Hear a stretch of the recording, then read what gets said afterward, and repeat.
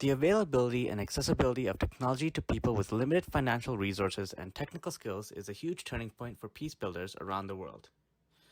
We are Group 13 and we are going to be discussing the positive impacts of technology on peace.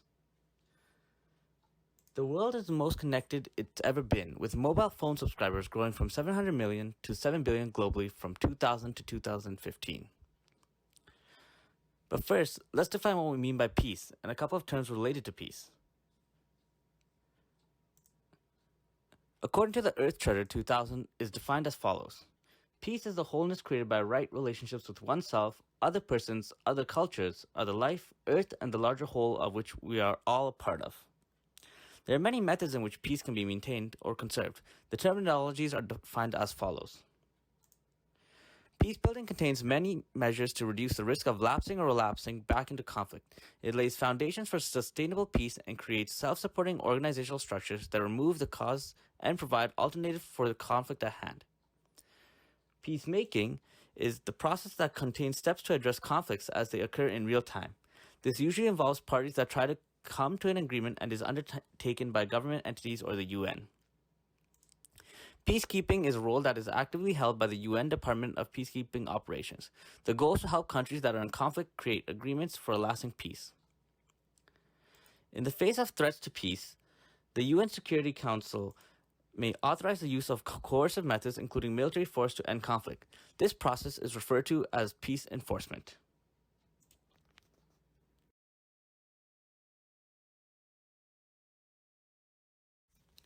But how does technology affect or impact people around the world or influence their idea of peace? As previously mentioned, we are now more connected than ever with over 3.2 billion internet users around the world.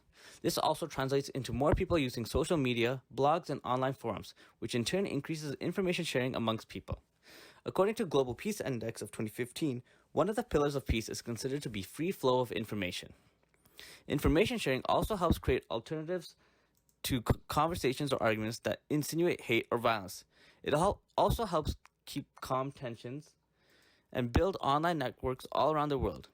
Even simple tools such as text messages can help people gather and share crucial information about violence or conflict to help avoid it in their local communities. Another very important role of technology in preventing, responding, and recovering from conflict is that it can help gather crucial information from violent-prone areas to help build a solid knowledge base for responses.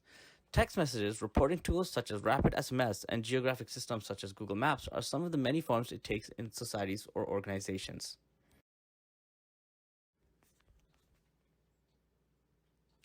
One way peace is improved throughout the world is through peace tech. Peace tech is a new industry that brings together engineers, activists, social scientists, and data scientists to develop new technological solutions to strive for peace.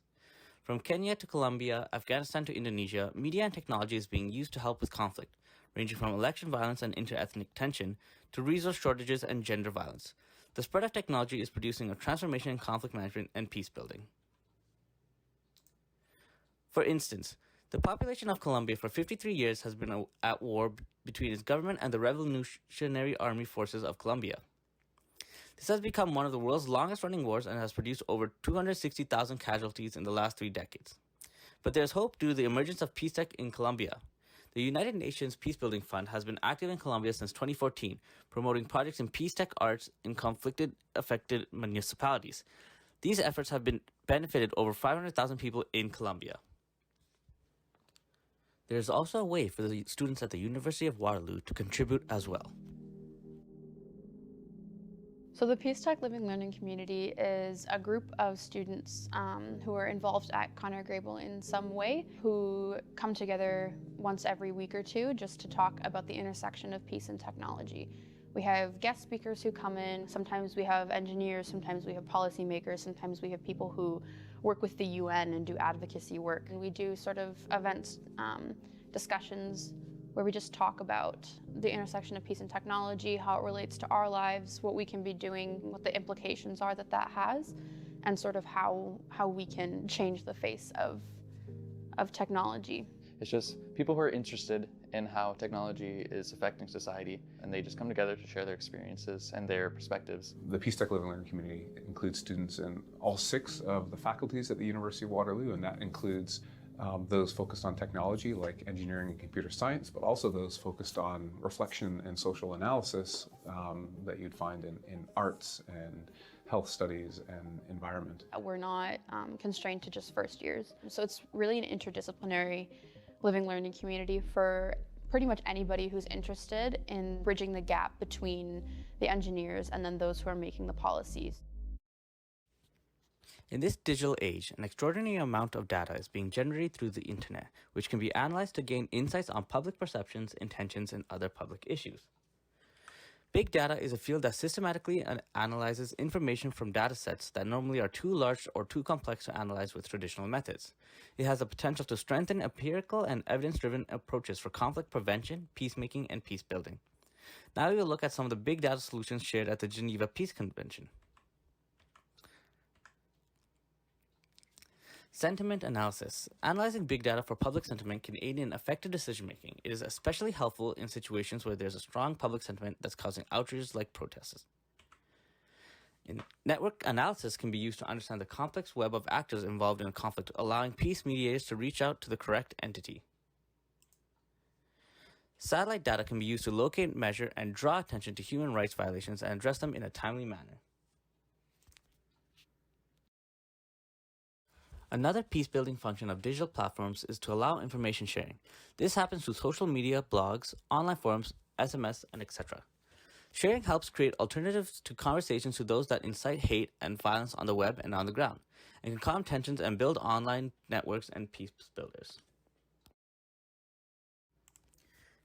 Kenya is home to some of the most successful cases, and many of these cases focus on tackling rumors. During the 2013 elections, the NGO CC Niamani reversed the trend of rumors, misinformation, and incitement to violence using the same technology that was spreading them. It developed a text messaging platform in consultation with grassroots activists and sent messages to disrupt those conversations, as well as Nelson Mandela's quotes and civic education messages. More than 65,000 Kenyans received messages, and 92% of respondents to a survey said the messages helped keep the peace. Nonprofit organization The Sentinel Project has established various platforms to counter rumors and hate speech. One is WikiRumors, which prioritizes and responds to misinformation. The Sentinel conflict tracking system visualizes conflict around the world. Hate-based and online repository of hate speech has almost 500,000 entries across numerous locations and languages.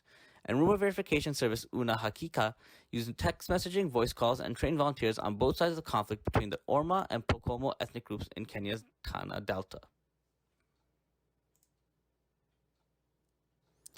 Information technology can be used as a creative, efficient, and low-cost peacekeeping tool, and this can be used through tracking.